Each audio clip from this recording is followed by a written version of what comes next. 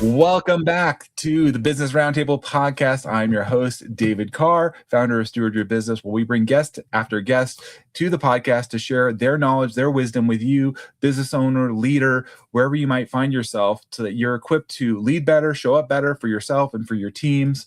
I'm super excited to have a brand new guest here, Ben Baker, who I've been having a great conversation here in early 2026, connecting, learning. He's been mentoring me on some things. And I said, Ben, you're a podcast host. You've done so many different things. We're going to get into it today. I would love to have you here.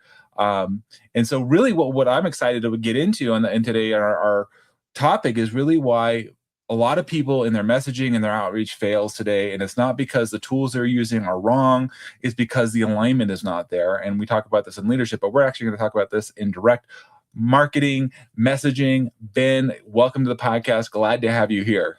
David, we're going to have a good conversation. Thanks for having me on the show.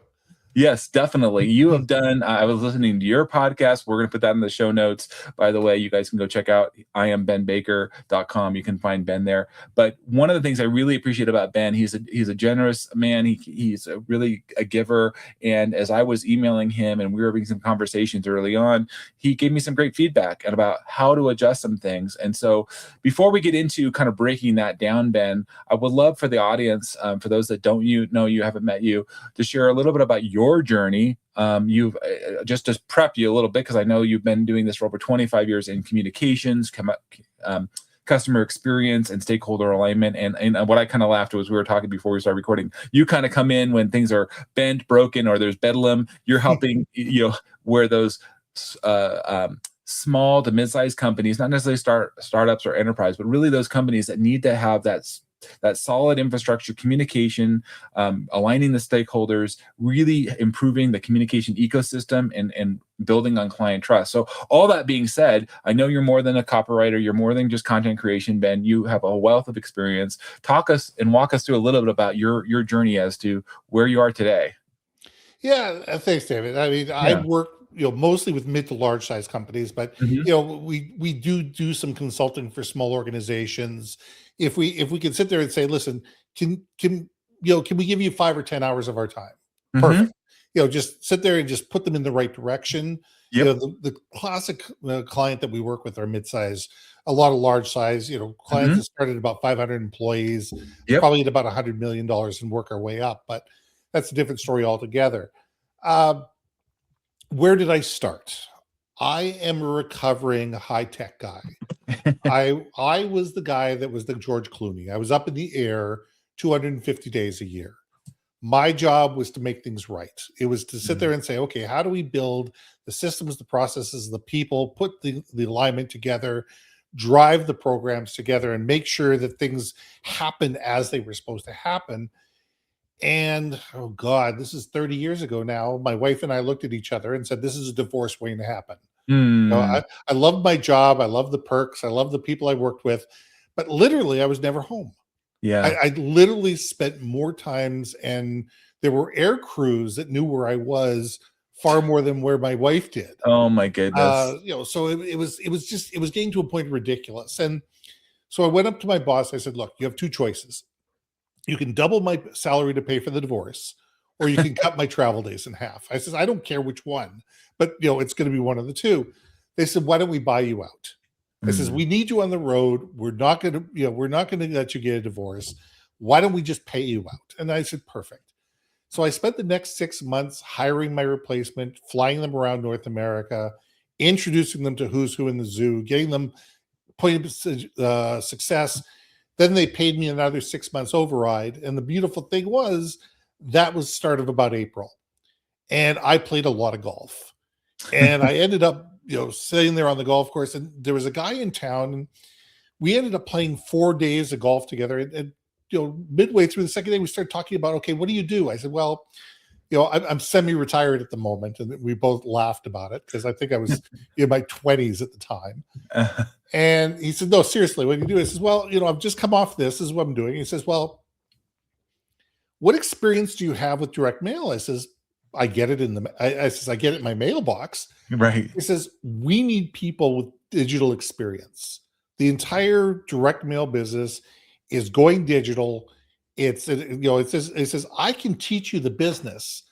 I need people who can talk to the customers, because our customers are the large enterprise level companies that have sophisticated, they have communication issues.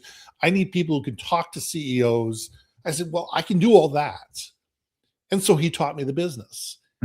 And my clients ended up being a lot of casinos, a lot of grocery store chains, a lot of CPG type companies. And we would do 50,000 pieces of direct mail a week, if not more, with some clients.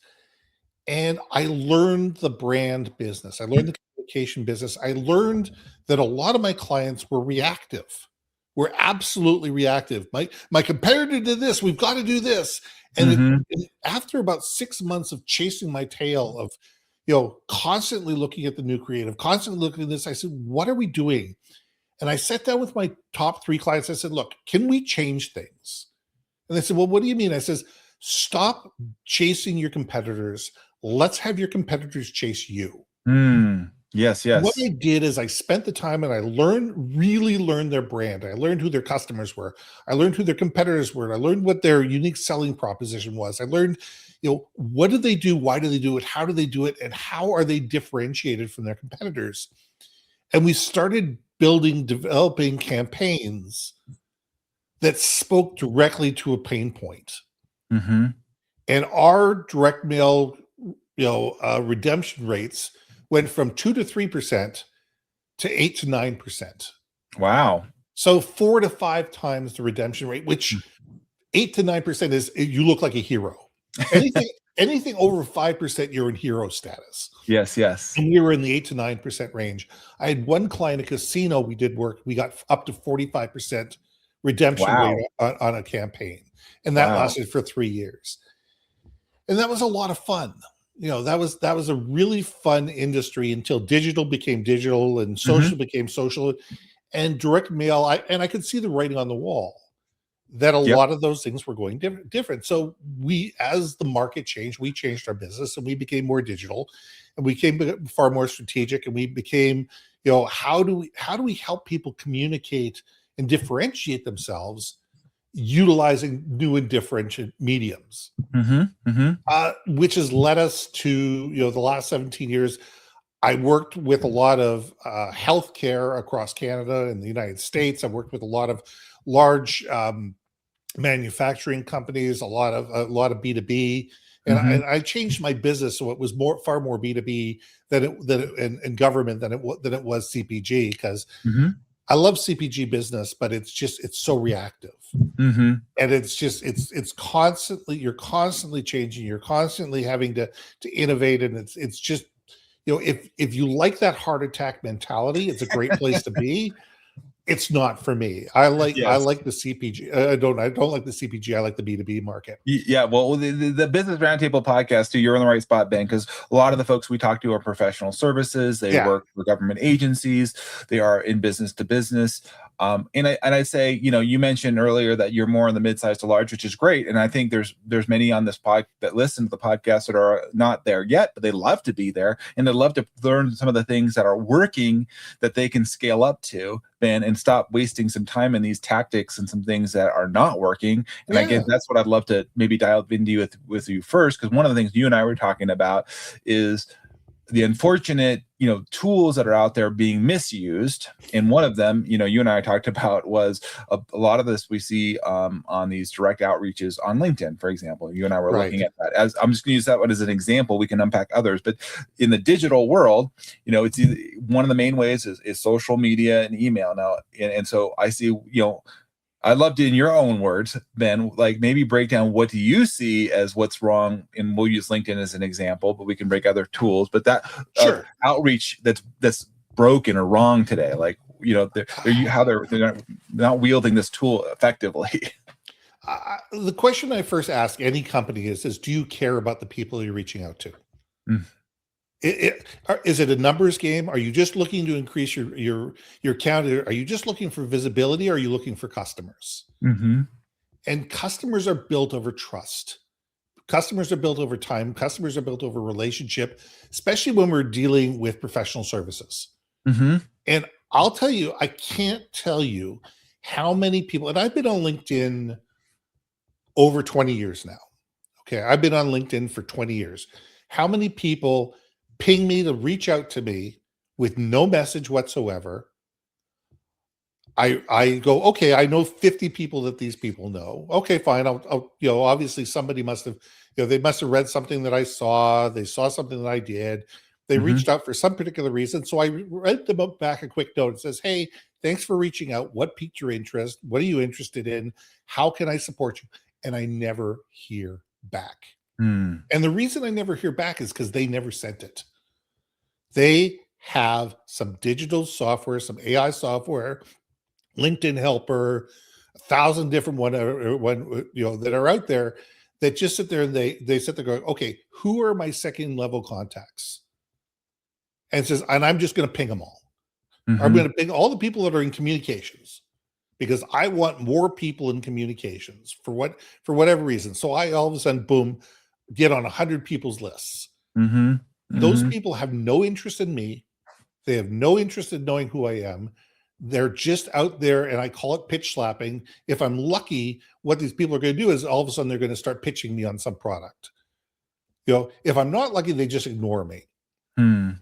And all I end up being is another, tick and bob on their list saying, hey, listen, I've got one more follower, one more contact. Mm. Mhm. I will tell you something. I've got over 10,000 contacts. There's probably 2 or 3,000 contacts on my list I could delete tomorrow if there was an easy way to do it, and it wouldn't change my life one shape or form. Mhm. These people Mhm. never talk to me. These people never communicate with me. I, for whatever reason, stopped reaching out to them because, for whatever reason, there's no value in it whatsoever. They're not even looking at my profile. They're not even reading my material. I mean, if Mhm. you're reading my material and you don't want to talk to me, that's fine. Fill your boots. Happy to have you. Happy to, if I can add value through my comments and through my posts, happy to have people do it. But when Mhm. there's no connection whatsoever, why are you there in the first place? Mhm. And I Mhm. think social media has lost the ability to be social. And Mhm. social is about being curious. It's about caring about people. It's about interacting. It's about engaging. And it's about sitting there going, say, okay, not only what can this person do for me, but what can I do for them? Yes, yes. And the reason why you and I were connected, we had a mutual friend, colleague that introduced us to each Yeah. other. And I'm part of a networking group. I've talked about this in the past, Success Champions Network. We're really intentional about that social part, getting to know one another. How can we make those introductions? And so what I hear you saying, Ben, is, if you're doing this kind of spray and pray, so to speak, and just kind of hitting everybody, I hear you saying it's damaging trust, it's damaging relationship. It's like, have a plan for your outreach. In fact, you and I were talking about this before we recorded, I think last week. I said, I have a marketing admin assistant that helps me, And so in fact, we were going through things yesterday, Ben, to your point of saying, look, I reached out to certain people and we were talking about, oh, I need to follow up with these individuals, and I said to him specifically, like, there's certain people I feel confident that he can follow up with on my behalf and say, hey, I'm following up on behalf of David. And there's other people that says, you know what, you're not going to know the context in which I need to respond to this person. So I Mhm. don't want you to do a spray and pray, like you said, Ben, some generic response out there. I want it to be thoughtful. I want it to be considerate, and it does take time. It does take effort. I play the long game, and I'm not trying. And maybe you can speak to that too, Ben, because I think there's a lot of people that are trying to do the short game, like you said, they're trying Yes. to fill up their lead bucket or whatnot. And like you said, got to ask yourself, is this because here's the thing. We can do short-term strategies and it can get a result to a certain degree, but is it sustainable? And is this something that you really want to build your reputation on? Well, do you want to spend your life in 90-day sprints? Mm-hmm. Like, I don't care if you're a $150 million company or you're a startup. Do you really want to spend your life going, am I going to be able to survive an extra 90 days? Mm-hmm. And that's what short-term thinking does for you. Short-term Mm-hmm. thinking does, am I going to get my quarterly bonus? Am I going to get, am I going to be able to make it through next series of payroll? Am I going to make it through the next marketing strategy? And you start making all your decisions based on short-term gain. And Mm. short-term gain, people will buy from you once. people will buy from you once if you're cheap enough, if you make it easy enough for people to buy, if you have a product that people are willing to pay attention to. It's easy enough to get people to buy once. The trick is to get them to buy time after time after time after time Mhm. after time. That's where we make money. The term is called CAC, and that's customer acquisition costs.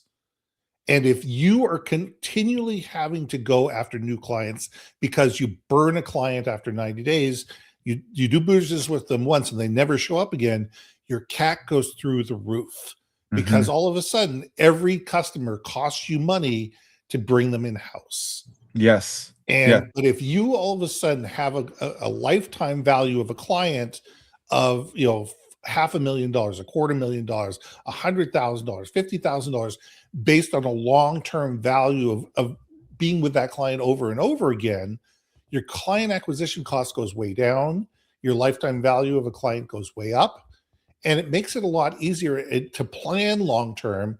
It puts less stress on the people within your company. It puts less stress on your supply chains and enables you to be more successful in the long term. Yes. Yes, absolutely. Well, and I'll just parlay that, Ben. It goes, it's the same thing with your employees. If you think you're going to just bring in another employee, oh, well, I'll just get another employee. Same thing. It's very costly, takes time to get them up to speed, all of those things. So if you can maintain those, you have a competitive advantage in the marketplace. And I think there's just people, like you said, there's a short-term memory. And I think this is unfortunately our society, at least here in the United States and the Western world, because we're so driven by these short-term, even in our financials, quarterly earnings. We have to look longer term. Now we know the long-term success. Companies that look long-term, if they plan this way, they can absolutely do it. But it does take this strategy, and maybe this is kind of to go into my next point that I want to follow up with you on, Ben, is like thinking about how do we think about this position for the long term. Getting that right in alignment, because then our messaging is going to be different if we're thinking about that and aligning with, stakeholder priorities and where do we want to go and what does this look like. So maybe you can walk through us a little bit about back it up a little before you start all this messaging and putting it out there in the short term. What is your positioning? What are you really trying to achieve here? Yeah. I mean, I look at it and sit there and say, who are we? What do we do? Why do we do it? Who do we do it for? Mm-hmm. Why do they care? And why should they buy? Mm-hmm. What are the challenges? What are the pain points that these people are having that are so horrendous that they're willing to trade their hard-earned money for your product or service? Mm-hmm. And that's what you need to be able to think about. And that's long-term thinking. It's, you're not going to get people to hook them in a professional services with a 15% discount. Mm-hmm. Because I'm going to give you a 15% discount, and all of a sudden you're going to build a long-term relationship. Mm-hmm. No, what you've done is you've priced yourself 15% less. Mm-hmm. Because all of a sudden people sit there and say, oh, yeah, their price isn't $100 an hour, it's $85 an hour. And now I'm going to expect them to do business at $85 an hour from now on. Mm-hmm. Better to be able to sell value. These are the problems that I solve. Yes. Our clients are people like you who have problems like this.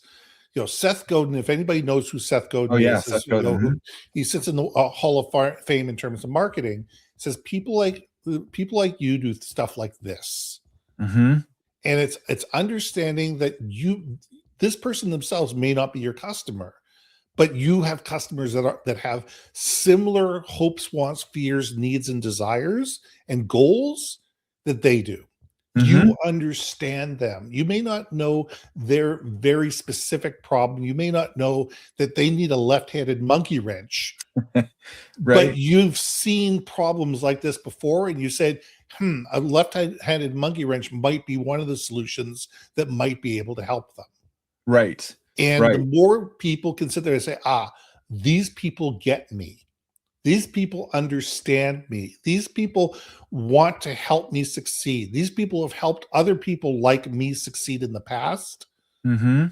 The better chance you have to do it. That's the difference between brand and marketing. Branding is about building trust. It's about building relationships. It's about building understanding. It's about building value. Mm-hmm. Marketing is, this is what we can do for you right now. And there's nothing wrong with this is what we can do for you right now and building senses of urgency.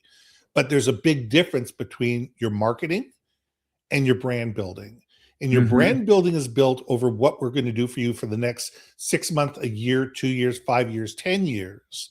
That we've been here for long term. We're going to be here for long term, and we're going to be someone who's going to be able to support you. Marketing says, I see you've got the specific problem. Let's find 5 minutes to sit down and talk about it, and hopefully we can figure out something together. Right. So what I hear you saying, Ben, is if somebody's coming with a marketing thing, like, okay, I get this all the time, right? Could you use more leads? Because I have consulting, but we could always use more leads, but I don't know the brand. I don't know what you stand for. I don't know your values. I don't know if I'm aligned with you. All I hear you saying is you've got a solution and that you want to sell me, but you haven't taken the time to understand who I am, and I don't understand who you are. And so, other than your initial outreach, right? And so to me, that's really off-putting, Ben, of like, okay, I've got a solution to sell, but, and it's generically, yes, could apply, yes, but you haven't understood where am I at in my business life cycle currently. Because, I've got, for example, right now, in a good way, I've got a lot of leads, but it's not, that's the leads is my problem at the moment in my current business cycle. So it's like, it's like someone to say, I just finished a great meal, and they're like, I got this really amazing pizza. I'm like, that's great, but I just finished my meal. I don't want a pizza right now. But somebody else who gets that same piece of marketing is going to sit there and say, wait a second, I need leads now. Great. Maybe I'll pay attention to this. And now they're going to go out there looking for the brand, who's the brand behind the marketing? And if the brand doesn't match the marketing, if there isn't a reason for you to trust this person, you're going to consider this spam, and low value and whatever, and keep moving forward. But if you consider and say, wait a second, okay, here's what this person writes on LinkedIn. Here's what they say on their website. Here's what people I know, like, and trust say about this person. They've got a brand. They're reputable in the marketplace. They're a known entity. And wait a second, they contacted me about building a list. Maybe it's worth at least having a conversation with them.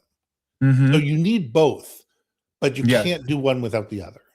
You need the sense of urgency, but you need to have built that level of trust before somebody's willing to take advantage of that sense of urgency. So you need both of those things. It's like you said, it's tandem. I was just at a conference last week. We were talking about, performance marketing versus branding, and how do you do that, and how do you measure it? And branding's a little harder to measure, but it can be measured.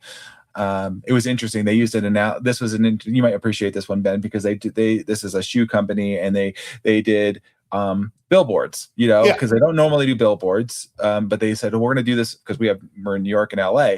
And what was interesting was they just did it in LA where they did these billboards. So this is all branding. This is all like our messaging, right? This is who we are, because we don't know who's seeing this. We're just trying to get this out there. This is what we're about. But they saw the sales go up. They could actually see the difference between the sales going up in LA versus New York because of the overall branding. They didn't change anything else. Everything else was the same except for this. They were investing in it. So there is a way of like evaluating in my effectiveness. And obviously at the larger companies, they can invest this and look at this and then say, let's double down, let's reinvest. And like you said, getting our messaging out there. So that way we can then, leverage these other, areas, like you said, the marketing side. So it's like understanding how that's all unified. And I think sometimes, especially in the smaller companies, that breaks down a little bit, and they don't come back and unify it and say, well, this is our overall goal and picture. And sometimes it breaks. That's my experience, Ben, of like things break down. And I think what you just said is really important. What it's called is A/B testing, saying, okay, we're going to try this in one market and something else in the other market and compare and contrast. But the problem is, most small companies, and a lot of mid to large size companies as well, change everything. They'll do a wholesale change. So there's 3 or 4 or 5 different factors that they've changed. And these 5 factors are different from these 5 factors within these 2 different marketplaces. Instead of saying, okay, we're going to keep 4 factors exactly the same and change from a blue to a yellow. Yes. Or this sentence to this sentence or whatever. So therefore you have a tangible thing to say this within these 2 markets, this worked better here and this worked better here. And if you really have the time, what you're going to do is you're going to run that ad for 3 months, and then you're going to flip them, and you're going to sit there and say, okay, LA is going to get this message, New York's going to get this message, and in 3 months we're going to flip the two messages and be able to test it and sit there and say, does one message resonate better in a different market? Mm-hmm. But what you're doing is you're isolating one factor, and this can be done inexpensively through social media ads. Yep. You run 2 social media ads that cost you virtually nothing. You use Canva, you create 2 different ads, just change one word or one sentence or one color, and run them in 2 different markets and test them.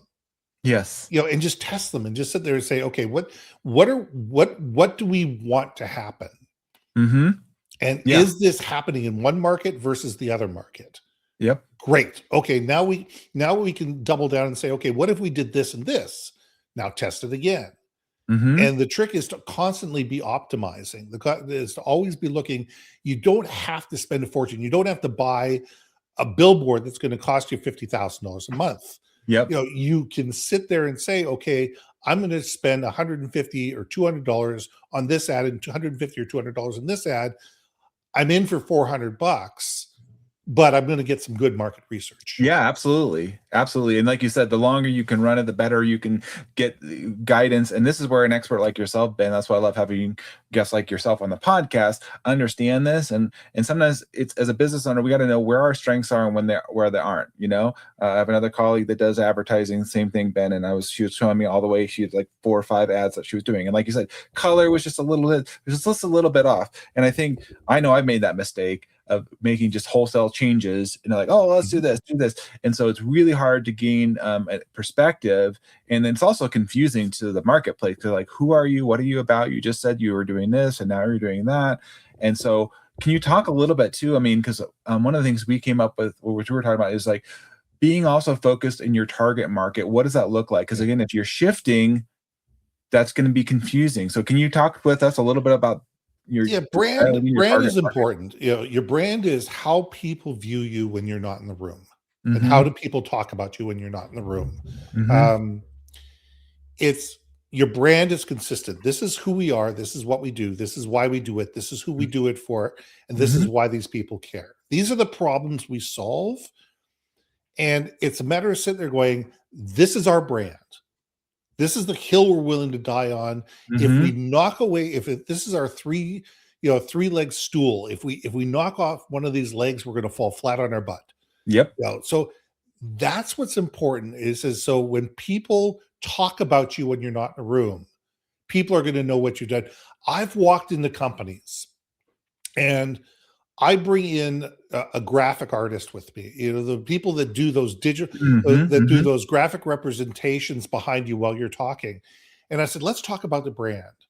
And I'll talk to marketing people and business development people and sales people and ops people and finance people and a whole bunch of different groups and say, okay, let's talk about what the brand is and who do you do business for?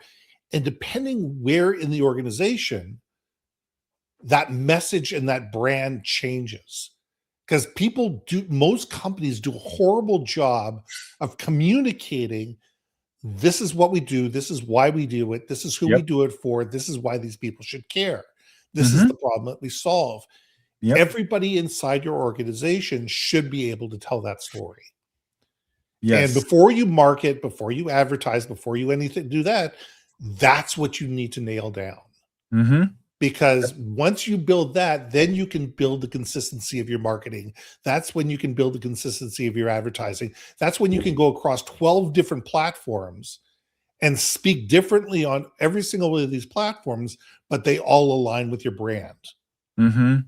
Because you're not going to speak the same on TikTok as you are on Instagram, as you are on LinkedIn. Yeah. And you're certainly not going to speak the same way on a billboard on the side of a building. However, the message, if you look at who Nike is, and you look at a company like Nike or Coca-Cola, you know what their brand is about, because you recognize that avatar and you go, this is the visceral feeling I get from this company. Yes, this avatar, and it doesn't matter what I'm looking at, because they've taken away the brand confusion. Yes, due to the way they communicate and tell their story. I just want to reiterate what you said earlier about, I work with companies, teams, leaders, to your point, Ben. And too many times when I come into the organization, that was even for me previously before I started my own company, I would ask my uh, direct reports, those in my group, I said, do you know all the services that we offer? And we were doing environmental consulting services. Some of them knew some of them, but certainly not all of them. Mm-hmm. And so I said, if you don't know them, then there's no way you can cross-sell, and our clients are not going to understand. They're only going to come to you for one thing. And they're like, oh, by the way, did you know we, in addition to biological resources, we do cultural resources and air quality or these different areas. And so to your point, Ben, it's what I find is, well, we wrote it down somewhere. We talked about it in one meeting. I'm like, it's not a one and done, right? Yeah. It's the same thing with branding. It's not like, oh, we did it once and they'll just remember us. I mean, there's just too many things going on in the world. You've got to remind people regularly. This is what we stand for. This is what we're about. This is who we help, just like you said. Well, it's the mission, vision, value statements that are laminated to a wall or in an annual report or something like that. And if you spin somebody around 3 times and you close their eyes, you say, okay, tell me your mission statement. And this is the VP of marketing, and they can't do it. That's a problem. Right. It says what most companies need to do is, instead of having a mission, vision, value statement, is to be able to have a story of, this is where we were, this is where we came from, this is who we are, this is what got us from there to here, and this is where we're going. Because that, is the essence of the mission, vision, and values. But if you can have a story that can be told and retold within your organization, those people in turn can tell and retell it to your customers. Yes. And they're not going, no two people are going to tell the story exactly the same, but that's okay. If they get 80% of it and then they embellish it on their own, keeping with the essence of what the true value of the company is, but they tell it in their own way. Yeah. It enables people to have something that they can sit there and they can own and be able to, promote the brand. Yeah, no, absolutely, Ben. And I think if you get this right, the companies I see really getting this right, whether you like them or not, that you get such brand loyalty.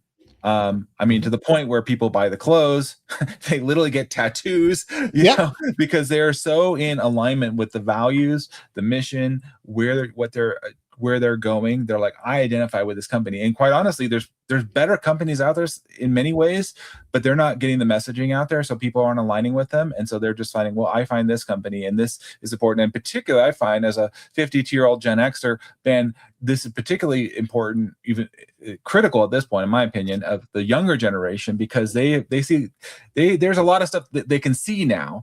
And we used to not be able to see all this stuff. So now it's really clear in the world. It's pretty hard to hide anything. So, if you're not being authentic and true to your mission, vision, and values and what you're about, people are like, I'm done. I'm moving on. And this is drastic. I mean, we've seen the big companies make some faux pas here in their marketing and their branding, and people are like, I'm out.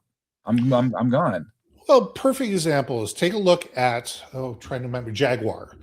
About a year ago, Jaguar came out with this brand new ad campaign with the, everybody was in the spacesuits and and they were this total random campaign.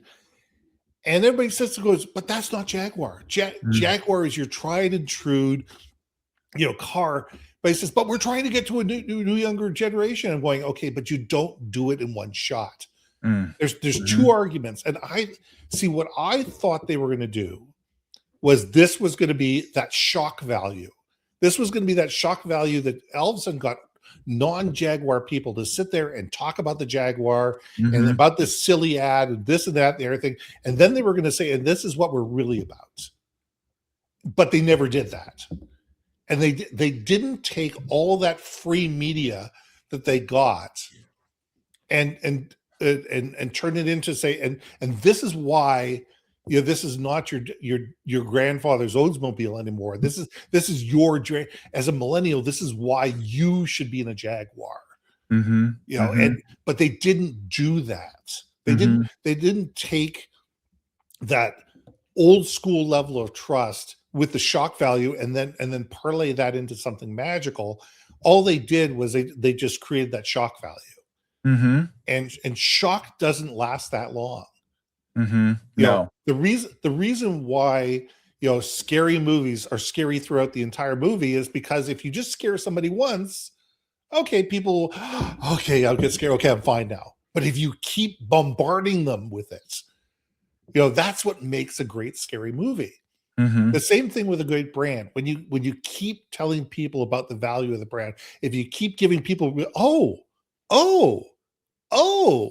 that's kind of cool. Mm-hmm. That's different. That's new. That's interesting. And that still purports the brand.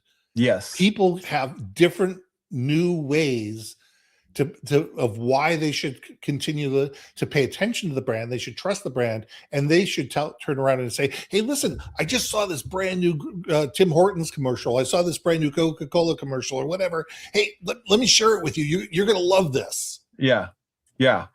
Absolutely. Yeah, you definitely want to build on that, and we want to make sure and again, I'm saying this because these are big companies. I mean, we could probably list a lot of them. There's a great book called Start With Why by Simon Sinek, kind of goes Absolutely. through this too, right? About why you show up what you are.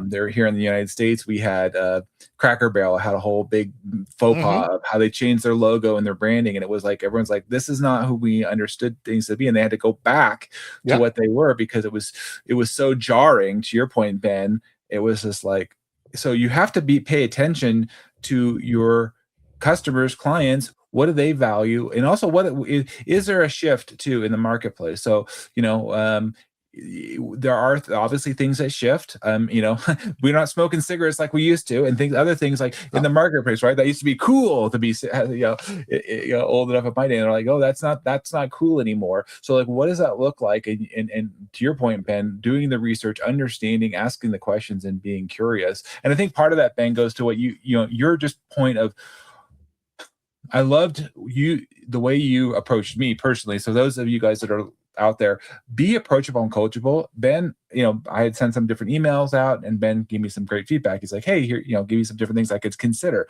Well, I openly received it, number one, because I had a personal introduction with him. And then I said, okay, this is a guy that really cares and he's providing value. So if you're getting, because here's what I think a lot of companies want: honest, true feedback. So if you can get, maybe Ben, can you talk about like how to elicit good feedback from your clients, from your employees, so that you can then make adjustments? Can you talk a little bit about that? Yeah, I think that any organization, big or small, that isn't doing something to foster a community is doing themselves a disservice. I mean, larger organizations are going to have more people, they're going to have more data, more information coming in. You're going to have dedicated community managers. You're going to have, be able to bring in different social channels and all sorts of sophisticated things. But the small organizations as well, having 10 or 12 customers that you truly trust. These are not your cousins. This is not your mom. This is not, these are people that are going to give you honest feedback. If something you do, excuse the expression, sucks, it sucks. And they're going to tell you that it sucks and this is why. But you want to hear that. Right. I mean, I have a perfect example of a company that didn't do that. About 3 years ago, I went to go have new brakes put in my car. And I was told it was going to be 45 minutes to an hour. They were going to be able to give me a loaner car, this other thing. I get there, there's no loaner car. Their shuttle is away, and it was going to take 20 minutes or half an hour before a shuttle was going to be able to get to me. Long and short of it is, it took them 4 or 5 hours before my brakes were finally done. And I went and I got your standard survey, and I went to town in a positive, in a professional, in a thought-provoking way. And I wrote that, and I get this call from their service manager begging me to change my, to rewrite another thing in a positive light because it was going to affect his NPS score. And I said, really, that's what you're worried about? You're worried about your bonus, and you're worried about how this is going to make you look to your boss. That's the only thing you care about. And he said, well, yeah. And obviously, the people at the very top of the score are never going to see my NPS score because they're going to bury it. They're going to bury it somewhere. Mm-hmm. And all these people is they're going to have bad data on top of bad data and bad data because nobody's going to let those comments that are going to be able to help fix things get to the top, because all we're trying to do is protect quarterly bonuses instead of actually looking at a problem and saying, hey, we've got a problem. Here's somebody that gave us some positive, things that we can do that are easy to fix, proactive. And it enables us to be able to make some slight changes to be able to fix things. Mm-hmm. So you as an organization need to be able to say, maybe I was wrong.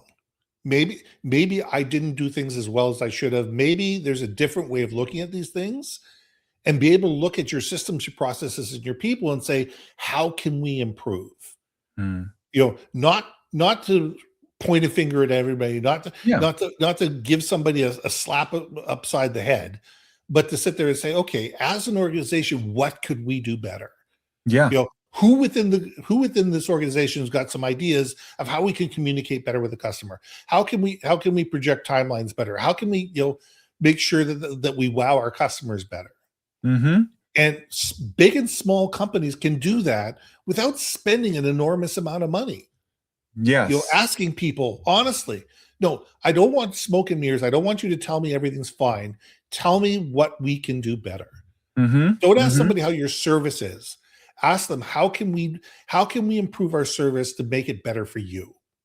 I love that. Well, maybe Ben, we definitely go longer here, but I want to circle back on that question and apply it specifically.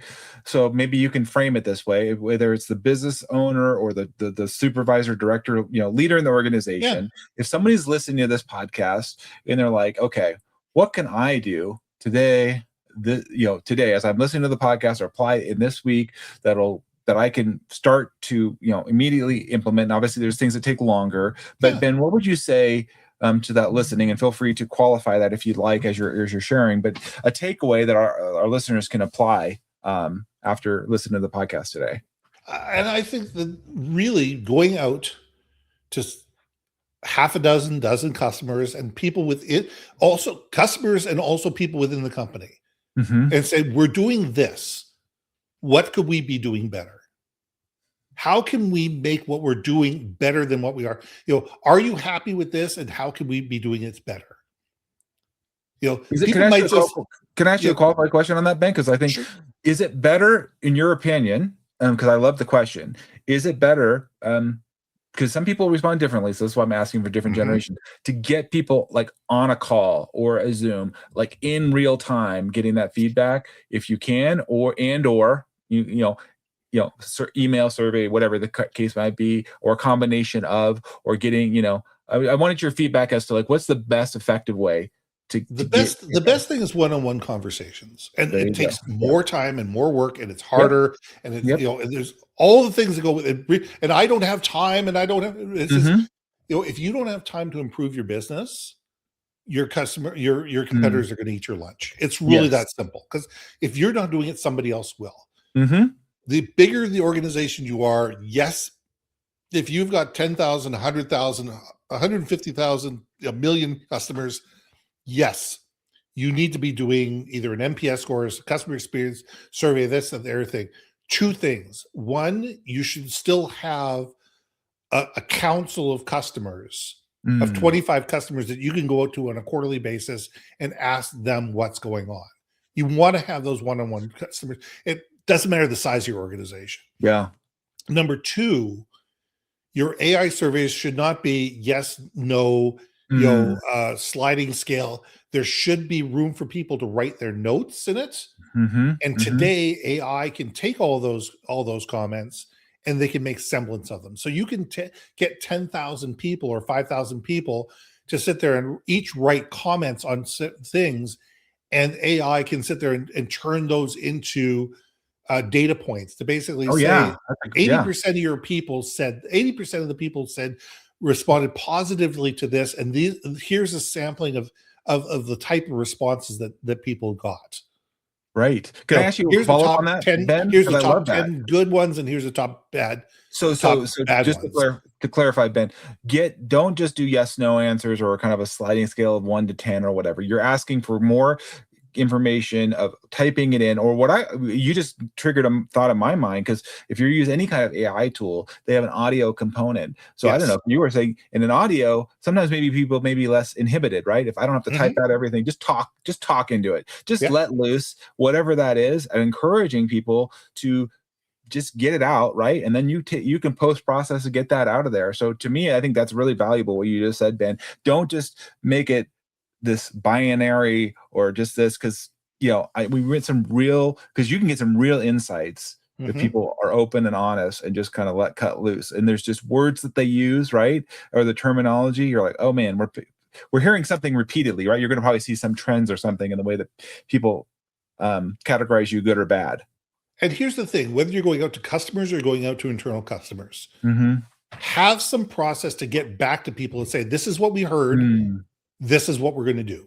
Yeah, absolutely. Say, we heard you. We value you. We understand you. These are the changes we're going to make. And if you're not willing to make changes, if you're not willing to go back to people, if you're not willing to do all those things, don't do it in the first place. There you go. If you truly don't care what people say, you're just doing it because you just want an NPS score to put out there on the market on a quarterly basis. Don't do it, because people want to know, how are we going to how does the information that I give make changes happen that are going to make my life better.